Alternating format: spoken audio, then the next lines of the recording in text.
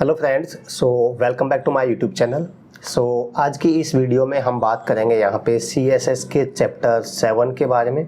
और चैप्टर 7 में हम बात करेंगे कुछ CSS की प्रॉपर्टीज़ के बारे में और कुछ इम्पोर्टेंट प्रॉपर्टीज़ हैं और काफ़ी अच्छी प्रॉपर्टी है।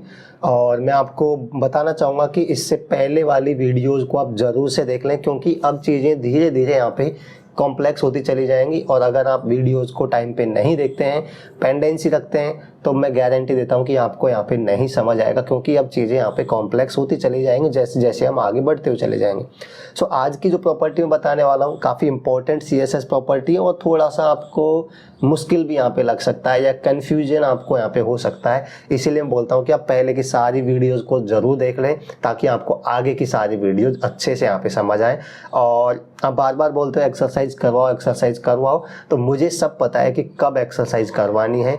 अभी मैं एक्सरसाइज इसलिए नहीं करवा रहा था कि मैं एक्सरसाइज कैसे करवाऊँ, कुछ बनाने के लिए कुछ पहले आना तो चाहिए। आने का मतलब मुझे तो आता है, बट आपको भी तो उसको आना चाहिए। तो आपको उतना तो सिखा दो कि हम कुछ एक्सरसाइज करने लायक आप हो जाओ।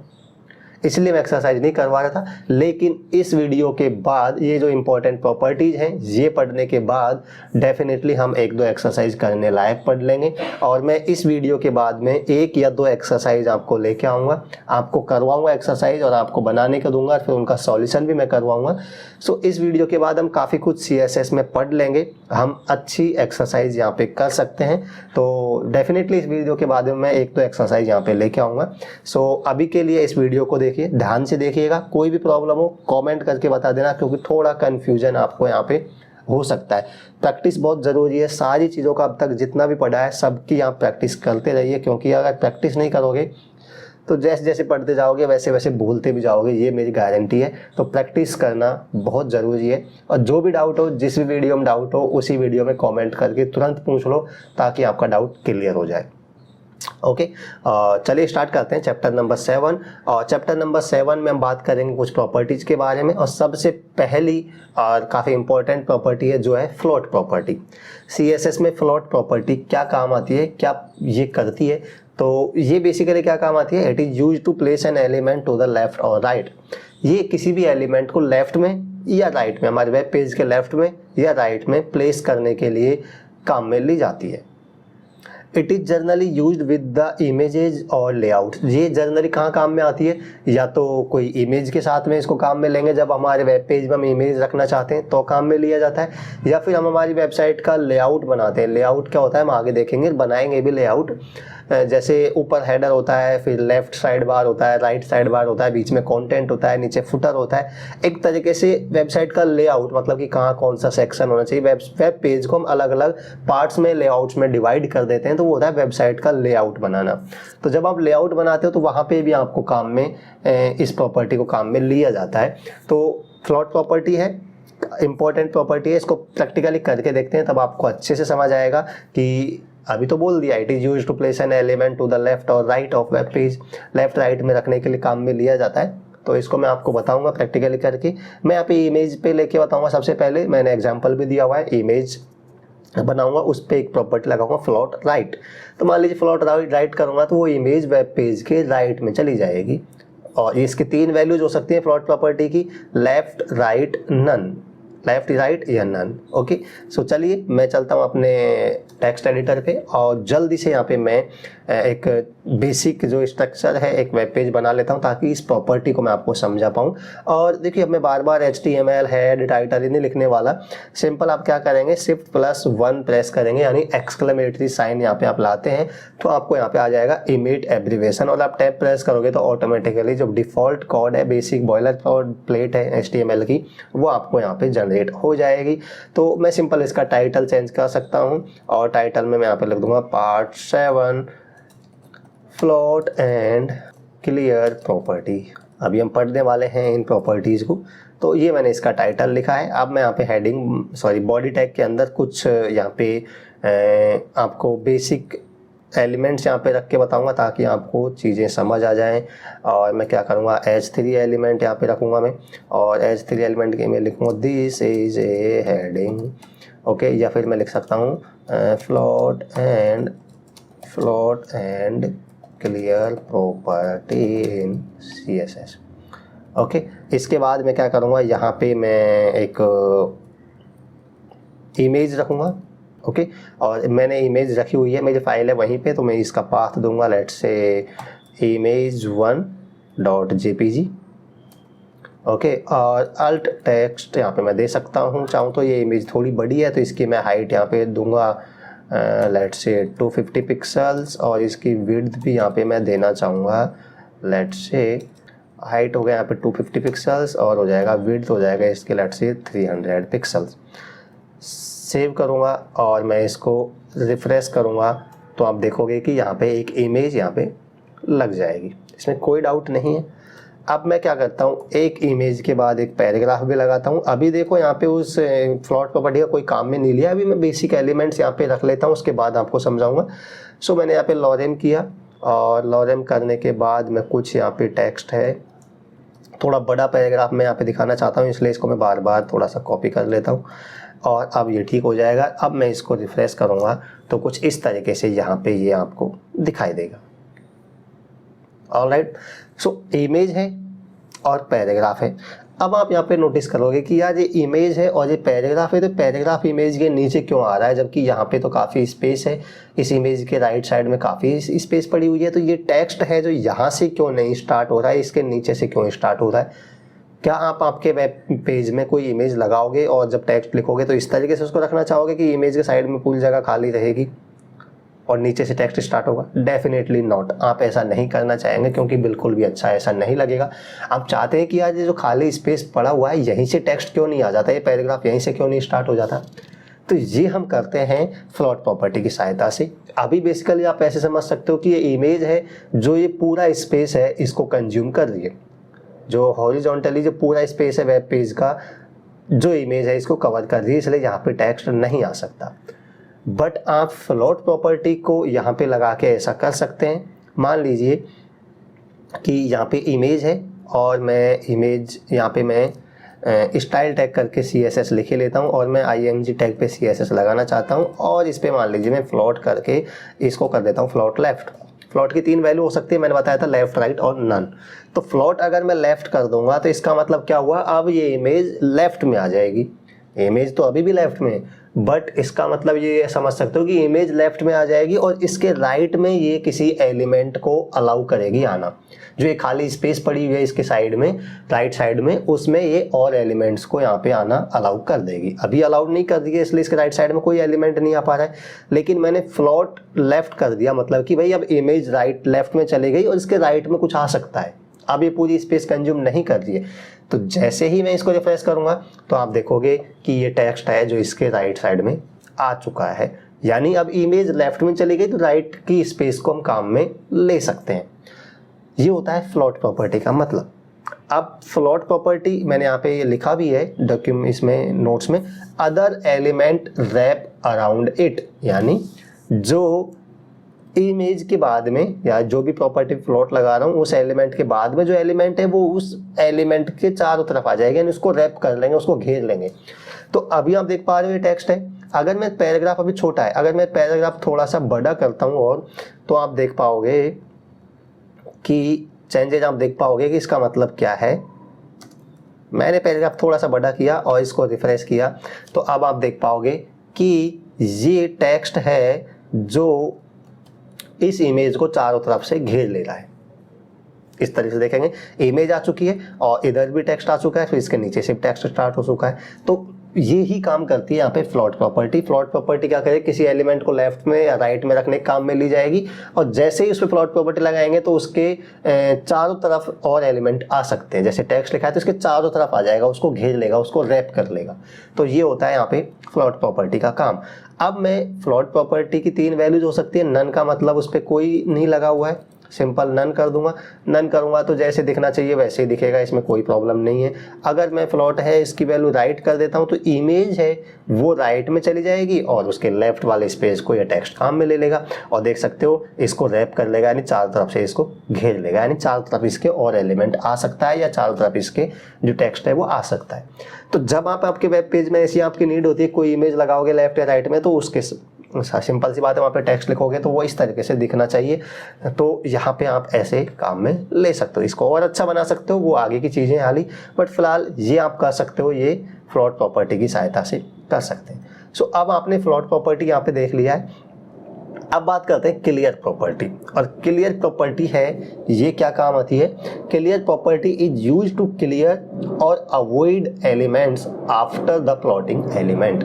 तो इसका मतलब क्या हुआ कि ये बेसिकली काम आती है कि जब किसी भी एलिमेंट पे, आपने ध्यान से सुनिएगा, मैंने पहले ही बोल दिया, थोड़ा कंफ्यूजिंग हो सकता है। क्लियर प्रॉपर्टी क्या काम करती है कि जब किसी एलिमेंट पे मान लीजिए फ्लोट प्रॉपर्टी लगी हुई है, लेफ्ट या राइट, और कोई दूसरा एलिमेंट है उस पे हम क्लियर प्रॉपर्टी लगाते हैं, तो यहाँ पे उस एलिमेंट पे क्लियर प्रॉपर्टी लगा रहे हैं, इसका मतलब ये है अगर मैं क्लियर लेफ्ट करूंगा, इसकी भी 4 वैल्यूज हो सकती है, लेफ्ट, राइट, बोथ और नन। अगर मैं क्लियर लेफ्ट करूंगा, इसका मतलब हुआ जिस भी एलिमेंट पे फ्लोट लेफ्ट लगा हुआ है उसके नीचे आ जाएगा वो एलिमेंट। अब नहीं समझ आया होगा, मैं इसको प्रैक्टिकली करके बताता हूँ। तो मैं क्या करता हूँ, सारा कुछ है इसको मैं हटा देता हूँ, और इसको समझाने के लिए मुझे फ्रेश से वापस सब कुछ बनाना पड़ेगा। तो मैंने क्या किया यहाँ पे, अब मैं यहाँ पे कुछ एक H2 टैग काम में लूँगा और यहाँ पे लिख सकता हूँ, लेट्स से हम डिस्कस करते हैं यहाँ पे क्लियर प्रॉपर्टी इन CSS, और यहाँ पे मैं कुछ और एलिमेंट रखना चाहूँगा। मान लीजिए मैं यहाँ पे एक div बनाऊँगा और div टैग के अंदर मैं एक H3 टैग बनाऊंगा, और H3 टैग के अंदर मैं लिखूंगा let's say this is div1, यानी ये डिवीजन 1 है। और मैं एक पैराग्राफ बनाऊंगा और पैराग्राफ के अंदर मैं यहाँ पे लोरेम करके कोई टेक्स्ट यहाँ पे लिखूंगा, और इसको मैं थोड़ा सा कॉपी करके और बड़ा टेक्स्ट यहाँ पे कर लेता हूँ, क्योंकि एटलीस्ट इतना टेक्स्ट होना चाहिए ताकि अच्छा लगे। मैं एक div टैग और बना लेता हूँ, इसी को कॉपी कर लूँगा, एक div टैग और हो गया, उसके अंदर भी H3 टैग है, इसको लिख दूंगा दिस इज div2, ओके, और ये पैराग्राफ हो चुका।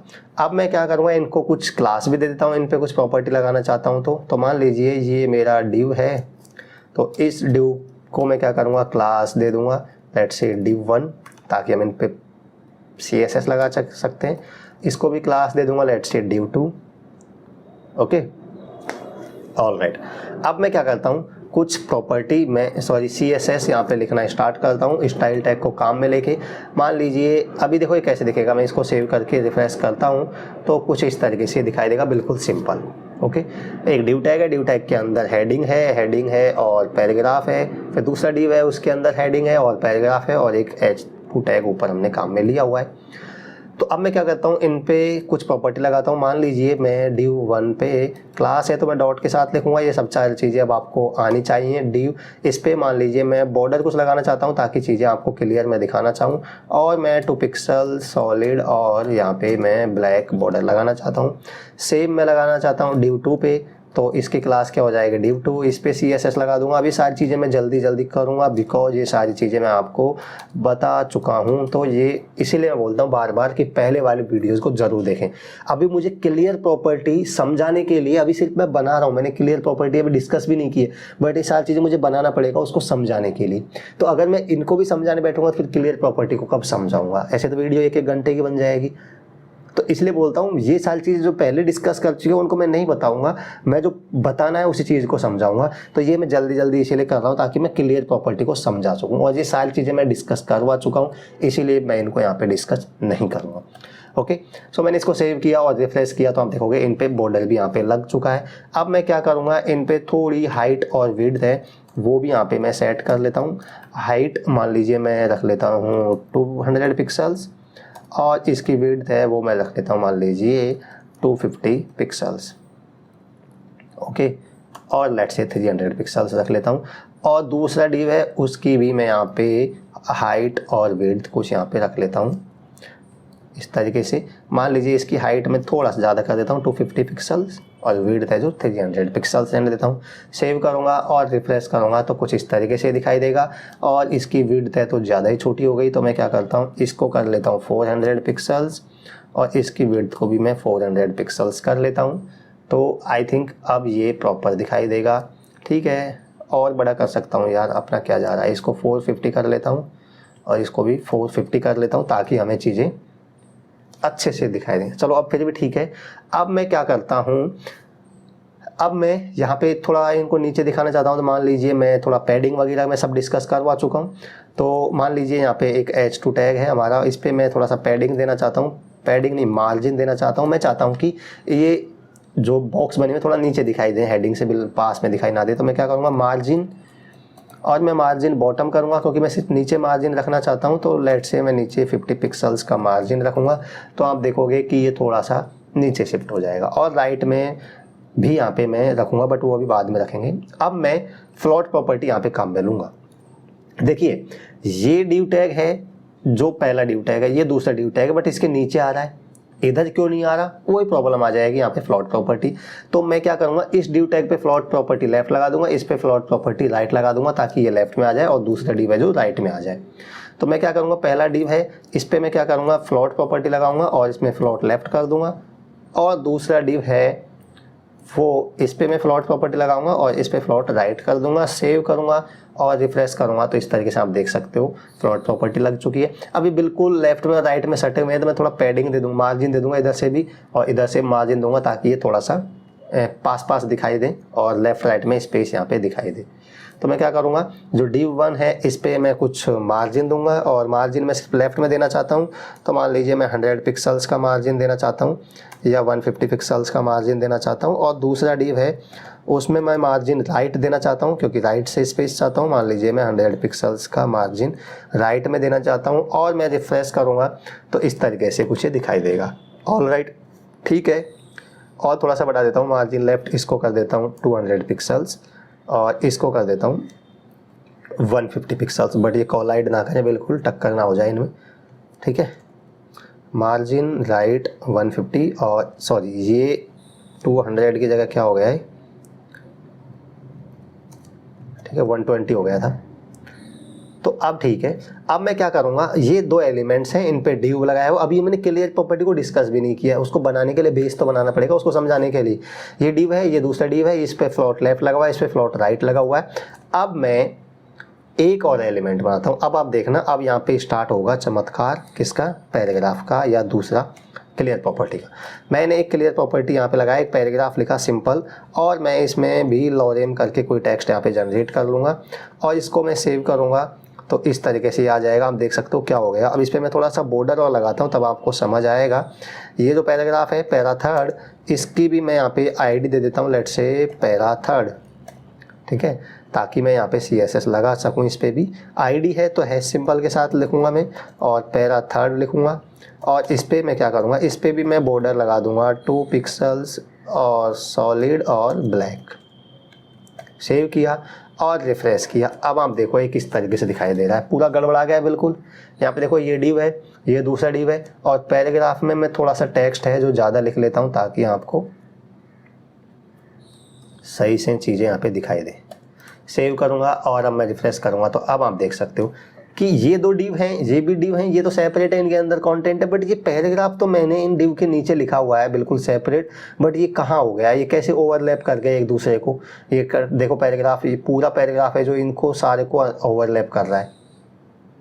यानी क्या हो रहा है कि इस तरीके से आप समझ सकते हो, ये डिव है दोनों, जिन पे फ्लोट लेफ्ट लगा हुआ है, इस पे फ्लोट राइट लगा हुआ है, ये दोनों इस पैराग्राफ के अंदर आ जा रहे हैं, मतलब इस पैराग्राफ को डिस्टर्ब कर रहे हैं। जबकि पैराग्राफ एक तरीके से देखा जाए तो इन दोनों डिव के नीचे आना चाहिए बिल्कुल, ये अंदर कैसे आ गया, या ऐसा कह सकते हैं इस पैराग्राफ के अंदर कैसे आ गए ये डिव। तो इस प्रॉब्लम को सॉल्व करने के लिए यहाँ पे काम में ली जाती है क्लियर प्रॉपर्टी। अब मैं ध्यान से सुनिएगा, इस डिव 1 पे फ्लोट लगा हुआ है लेफ्ट, इस डिव 2 पे फ्लोट लगा हुआ है राइट। अब जो पैराग्राफ पे मैं लगाऊंगा क्लियर प्रॉपर्टी, ओके। अब मैं पैराग्राफ पे लगाऊंगा यहाँ पे क्लियर प्रॉपर्टी, और अगर मैं यहाँ पे लिखता हूँ क्लियर लेफ्ट, ओके। सो मैंने जैसे ही क्लियर लेफ्ट लिखूंगा तो इसका मतलब क्या हुआ, मैंने क्या बोला था, क्लियर लेफ्ट मैंने लगाया मान लीजिए, तो क्लियर लेफ्ट का मतलब क्या हुआ, ये देखेगा कि ऐसा कौन सा एलिमेंट है जिसपे फ्लोट लेफ्ट लगा हुआ है। अगर मैं क्लियर लेफ्ट लिख रहा हूं तो देखेगा ऐसा कौन सा एलिमेंट है जिसपे फ्लोट लेफ्ट प्रॉपर्टी लगी हुई है, और ऐसा एलिमेंट होगा उसके नीचे ले आएगा इस पैराग्राफ को, उस पैराग्राफ को उसके नीचे ले आएगा। तो अभी फ्लोट लेफ्ट इस पे लगी हुई है डिव 1 पे, तो अब मैं इसको रिफ्रेश करूंगा तो देखना ये पैराग्राफ इस डिव 1 के नीचे आ जाएगा, ये देखो मैंने जैसे रिफ्रेश किया तो ये पैराग्राफ है जो इस div 1 के नीचे आ चुका है।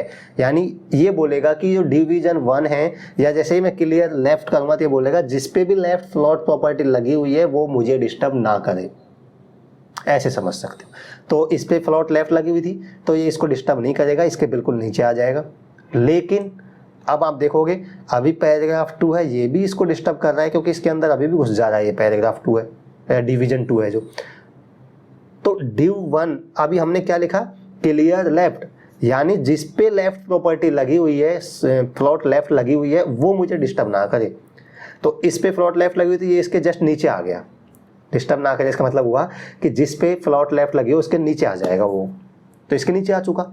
बट अभी भी पैराग्राफ 2 तो इसको डिस्टर्ब कर रहा है। तो मैं क्या करूँगा, मान लीजिए मैं फ्लोट यहाँ पे राइट कर देता हूँ। तो मैं फ्लोट राइट करूँगा तो अब मैं इसको रिफ्रेश करूँगा तो ये जिस पे फ्लोट राइट लगी हुई है, इस पे फ्लोट राइट लगी है तो इसके नीचे आ जाएगा बिल्कुल।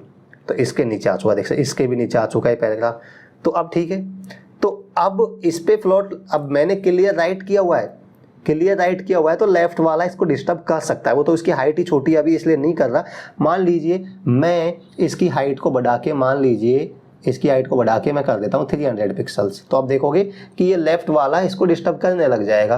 देख सकते हैं इसके अंदर आ चुका, क्योंकि मैंने क्लियर राइट लिखी हुई है। तो जिस पे राइट प्रॉपर्टी लगी है फ्लोट राइट, वो डिस्टर्ब नहीं करेगा, बट ये भी कर रहा है। मैं चाहता हूँ कि दोनों ही ना करें, तो मैं क्या कर सकता हूँ, फ्लोट की वैल्यू क्या रख दूंगा, सॉरी क्लियर की वैल्यू क्या रख दूंगा, बोथ। यानी जिस पे फ्लोट लेफ्ट लगा हुआ है, फ्लोट राइट लगा हुआ है, वो दोनों ही के नीचे आ जाए ये वाला। तो इस पे मैं करूँगा तो आप देख सकते हो दोनों के नीचे आ चुका है।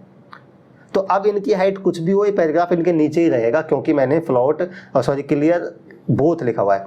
यानी जिस पे लेफ्ट फ्लोट प्रॉपर्टी और राइट फ्लोट प्रॉपर्टी लगी हुई है उनके नीचे आ जाएगा ये एलिमेंट, ऐसे आप समझ सकते हो। ओके, तो ये था यहाँ पे क्लियर प्रॉपर्टी। मैं आशा करता हूँ कि मैंने अच्छे से आपको समझा दिया है और ये चीज़ें आपको समझ आई होंगी। तो ये सारी चीज़ देखो, फ्लोट क्लियर ये क्या काम आती है, ये लेआउट बनाने के लिए काम में आएंगे। ऐसे लेआउट बनाओगे, यहाँ पे आपने राइट साइड बार बना दिया, बीच में कंटेंट का बना दिया, लेफ्ट साइड बार बना दिया, पीछे फुटर बना दिया, ऊपर हेडर बना दिया। तो ये सारी चीज़ें बनाओगे, लेआउट बनाओगे, तो ये प्रॉपर्टी काम में आते हैं। बहुत इंपॉर्टेंट प्रॉपर्टी है और बहुत ज़्यादा कन्फ्यूजन भी यहाँ पे होता है। अब ये कलर प्रॉपर्टी मैंने वापस से लिख दिया था, हालांकि कलर मैं डिस्कस करवा चुका हूँ ऑलरेडी। आप सिंपल कलर रेड लिखोगे तो ये टेक्स्ट का कलर है उसको चेंज कर देगा। और कलर की वैल्यू आप देख सकते हो यहाँ पे तीनों में प्रोवाइड कर सकते हो, बाई नेम, हेक्साडेसिमल वैल्यू और RGB में प्रोवाइड कर सकते हो। ये आपको मैं बता चुका। मान लीजिए div 1 है, इसके फॉन्ट का कलर मैं रेड करना चाहता हूँ तो मैं सिंपल क्या कर दूंगा, कलर और मैं रेड कर दूंगा, यानी फॉन्ट का कलर रेड हो जाएगा। div 2 है, उसका फॉन्ट का कलर मान लीजिए मैं ब्लू करना चाहता हूँ तो div 2 में मैं कलर यहाँ पे ब्लू कर दूंगा तो इसका कलर है वो चेंज हो जाएगा। इसमें कुछ भी नया नहीं है, ये सारी चीज़ें मैं पहले भी आपको पढ़ा चुका हूँ। ओके, ये मैंने दोबारा से लिख दिया, मुझे पता नहीं था, एक तरीके से रिपीटेशन हो गया, तो इसको मैं छोड़ देता हूँ। आगे हम बात करते हैं line height. So line height property है जो क्या करता है, जो भी लाइन है, सिंपल सी बात है, उनके बीच में स्पेस है उसको मेंटेन करने के लिए काम में ली जाती है। यानी it define the space above and below the element. यानी एक लाइन है, कह सकते हो, उसके ऊपर और उसके नीचे का स्पेस है उसको मेंटेन करने के लिए काम में ली जाती है। ऐसा समझ सकते हैं कि लाइन है, उसकी हाइट है, उसको मेंटेन करने के लिए काम में ली जाती है। लाइन हाइट सिंपल लिखना है, लाइन हाइट ये 3, इसमें परसेंटेज में आप वैल्यू दे सकते हो। जैसे 200 पिक्सल्स लिखोगे तो अभी जो स्पेस है उसका डबल हो जाएगा स्पेस। आप नंबर भी दे सकते हो, लाइन हाइट 1 2 3 4 5 जो भी नंबर देना चाहोगे वो नंबर दे सकते हो, या फिर आप पिक्सल्स में भी दे सकते हो। अगर आप लाइन हाइट 1 लिखोगे यानी इसका दुगना हो जाएगा, और 3 लिखोगे यानी ट्रिपल हो जाएगा। और लाइन हाइट आप 15 पिक्सल्स में भी दे सकते हो। तो अभी मान लीजिए मैं कैसे समझाऊँ आपको, ये है मान लीजिए, तो ये पैराग्राफ है, मान लीजिए div 1 है, इसके अंदर जो पैराग्राफ है इसके लाइन के बीच में जो स्पेस है वो कम है, मैं चाहता हूँ इनके बीच में थोड़ा स्पेस में रखना चाहता हूँ। तो मैं क्या करूँगा, div 1 है, इसके अंदर मैं क्या करूँगा, जो पैराग्राफ है, या मैं नीचे वाले पैराग्राफ पे समझाता हूँ, जो लास्ट वाला पैराग्राफ है बॉटम में, इसका लाइन स्पेस में चेंज करना चाहता हूँ तो मैं पैरा 3 पे यहाँ पे लगाऊंगा। और पैरा 3 पे मैं क्या प्रॉपर्टी लगाऊंगा, लाइन हाइट यहाँ पे प्रॉपर्टी होती है। अब लाइन हाइट मैंने जैसे यहाँ पे 200 पिक्सल्स लिखा, इसका मतलब क्या हुआ, डबल 200 पिक्सल यानी दुगना हो जाएगा। अभी जो स्पेस है उसके डबल स्पेस हो जाएगा। देख सकते हो लाइन के बीच में स्पेस बढ़ चुका है। अगर मैं इसकी वैल्यू इस तरीके से भी दे सकता हूँ, इसको मैं कमेंट कर देता हूँ ताकि आपको मैं कोड वापस दे सकूँ। अगर मैं लाइन हाइट करता हूँ और मैं यहाँ पे 3 दूंगा और सेव करूँगा तो आप देखोगे कि इनके बीच में स्पेस है वो ट्रिपल स्पेस हो चुका है। अगर आप 1 दोगे मतलब इक्वल रहेगा, 2 दोगे यानी दुगना हो जाएगा, 3 दोगे यानी 3 गुना हो जाएगा। तो अभी आप देख सकते हो 3 गुना स्पेस हो चुका है। तो इस तरीके दे सकते हो, या फिर आप पिक्सल्स में दे सकते हो। मान लीजिए 20 पिक्सल्स आप दोगे तो इनके बीच में 20 पिक्सल्स है उतना स्पेस हो जाएगा। 20 पिक्सल तो कम होता है, मैं इसको 30 पिक्सल्स कर दूंगा ताकि आपको दिखाई दे। तो 30 पिक्सल्स है, आप देख सकते हैं इनके बीच में स्पेस है वो 30 पिक्सल्स का हो चुका है। तो ये था लाइन हाइट प्रॉपर्टी, बिल्कुल इजी है, इसमें कोई प्रॉब्लम नहीं होगी। अब एक और इम्पॉर्टेंट प्रॉपर्टी है जो है यहाँ पे डिस्प्ले प्रॉपर्टी, और डिस्प्ले प्रॉपर्टी को यहाँ पे हम डिस्कस करेंगे। सो डिस्प्ले प्रॉपर्टी है जो क्या काम आती है, यहाँ पे आप नोट्स में देख सकते हो। It specify how element is displayed, it is use to control the layout of the element. यानी वही है कि ये एलिमेंट के लेआउट को कंट्रोल करने के लिए काम में लिया जाता है कि कोई एलिमेंट किस तरीके से डिस्प्ले करवाना है। सिंपल सी बात है, डिस्प्ले प्रॉपर्टी यानी एलिमेंट को किस तरीके से डिस्प्ले करवाना है, इसके लिए काम में लिया जाता है। There are some values that are commonly used for display property. कुछ वैल्यूज हैं जो डिस्प्ले प्रॉपर्टी के लिए काम में ली जाती है। जैसे अगर आप डिस्प्ले इनलाइन करोगे, इनलाइन वैल्यू हो सकती है, डिस्प्ले इनलाइन ब्लॉक इसकी वैल्यू हो सकती है, डिस्प्ले ब्लॉक और डिस्प्ले नन। 4 एक इंपॉर्टेंट प्रॉपर्टीज हैं जो काम में ली जाती हैं। डिस्प्ले की वैल्यू इनलाइन हो सकती है, इनलाइन ब्लॉक हो सकती है, और ब्लॉक हो सकती है, और नन हो सकती है। तो 4 प्रॉपर्टीज हैं। अब इसको समझाने के लिए मैं क्या करूँगा यहाँ पे, मान लीजिए सबसे पहले हम बात करते हैं इनलाइन। अगर डिस्प्ले की वैल्यू इनलाइन है तो क्या होता है। अगर मैं डिस्प्ले की प्रॉपर्टी इनलाइन करता हूँ तो क्या होता है। ओके, सो मैं क्या करूँगा, अब इसको समझाने के लिए मुझे कुछ बनाना पड़ेगा। तो मैं क्या करता हूँ, इसके बॉटम में ही बना देता हूँ, ये एज इट इज़ रहने देता हूँ। और यहाँ पे मैं क्या करूँगा, एक H2 टैग काम में ले लूँगा और यहाँ पे मैं हेडिंग डाल दूँगा डिस्प्ले प्रॉपर्टी इन CSS। और यहाँ पे मैं जल्दी से क्या करूँगा, कुछ div बनाऊँगा, एक div 1 बना दूँगा। मान लीजिए div 1 बना दिया और इसके अंदर मैंने लिख दिया दिस इज़ div 1। इसी तरीके से मैं 4 div और बनाऊंगा, ठीक है। div 1, div 2, div 3 और div 4। ओके, और इन पे मैं CSS अप्लाई करूँगा। तो मैं सिंपल CSS अप्लाई करने के लिए इन पे क्या करूँगा, एक ID लगाऊंगा और मान लीजिए div 1 ID लगा देता हूँ, और वो सब पे मुझे लगानी होगी सेम ID। तो मैं सब पे div 1 ID लगा देता हूँ ताकि मैं सब पे CSS अप्लाई कर सकूँ, इक्वल CSS। ऐसे क्लास लगाना चाहिए था, पर div भी लगा सकते हो, कोई दिक्कत नहीं है। अब मैं क्या करूँगा, यहाँ पे इसके लिए मैं div 1 पे CSS अप्लाई करता हूँ। तो यहाँ पे मैं मान लीजिए इनका बैकग्राउंड कलर है उसको पहले तो रेड करता हूँ, और इनकी हाइट विड्थ को थोड़ा कम करता हूँ, मान लीजिए 100 पिक्सल्स, और इसकी विड्थ है उसको भी मान लीजिए मैं 100 पिक्सल्स करूँगा। सेव करूँगा और मैं रिफ्रेश करके इसको आपको दिखाना चाहूँ तो कुछ इस तरीके से दिखाई देंगे, आप देख सकते हो div 1, div 2, div 3। और मैं क्या करूँगा, इनकी, चलो ठीक है, ओके। अब मैं क्या करता हूँ, ये इनके बीच में थोड़ा सा स्पेस भी रखना चाहता हूँ। तो मैं क्या करूँगा, मान लीजिए मैं यहाँ पे दूंगा मार्जिन, और मार्जिन मैं बॉटम देता हूँ, और मैं लेट से 10 पिक्सल का स्पेस इनके बीच में देना चाहता हूँ ताकि ये थोड़ा सा सटा हुआ दिखाई ना दे, दूर दूर दिखाई दे। तो इस तरीके से आप देख सकते हैं 4 ब्लॉक यहाँ पे आपको दिखाई दे रहे हैं, div 1, div 2, div 3, div 4। अब प्रॉब्लम वही आती है कि ये एक दूसरे के ऊपर नीचे क्यों दिखाई दे रहे हैं। ये बाय डिफ़ॉल्ट है जो ये एक दूसरे के ऊपर नीचे दिखाई देंगे, इस तरीके से डिस्प्ले करेंगे। बट हम डिस्प्ले प्रॉपर्टी को काम में लेके इनको चेंज कर सकते हैं। इनको आप हॉरिजॉन्टली भी दिखा सकते हैं, अभी बाय डिफ़ॉल्ट ही वर्टिकली होंगी।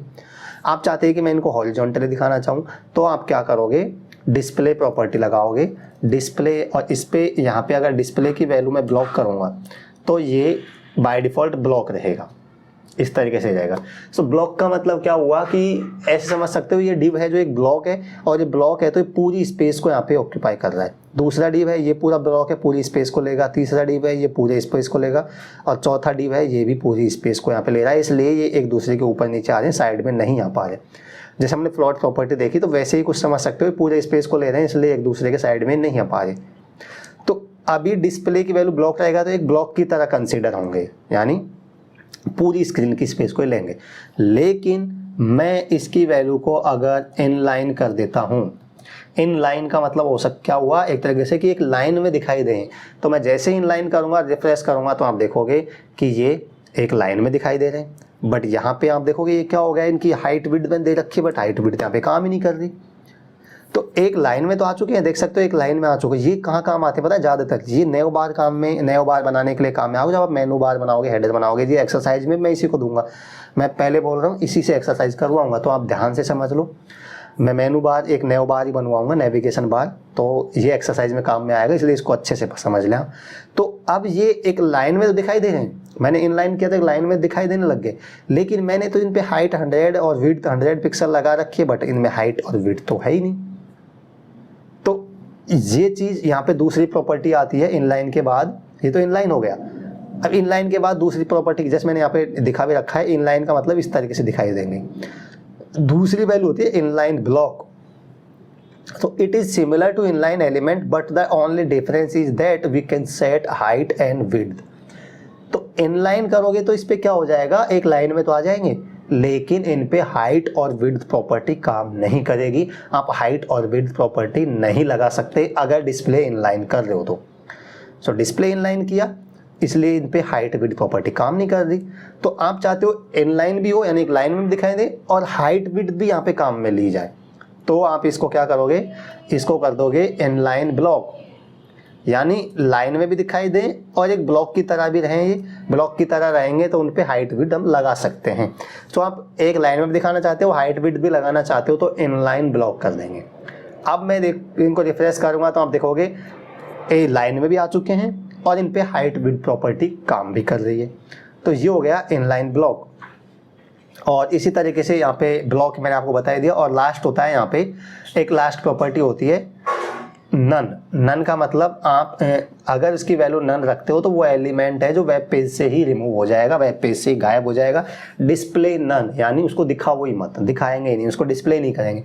तो आप अगर इन पे डिस्प्ले नन कर देते हैं तो ये वेब पेज से गायब हो जाएंगे। इन पे डिस्प्ले प्रॉपर्टी है, इसको अगर मैं इसकी वैल्यू क्या कर देता हूँ, अगर इसकी वैल्यू मैं डिस्प्ले नन कर देता हूँ तो ये वेब पेज से हट जाएंगे, गायब हो जाएंगे, डिस्प्ले नहीं करेंगे। देख सकते हैं वेब पेज है तो सही, बट वो डिस्प्ले नहीं कर रहे एक तरीके से।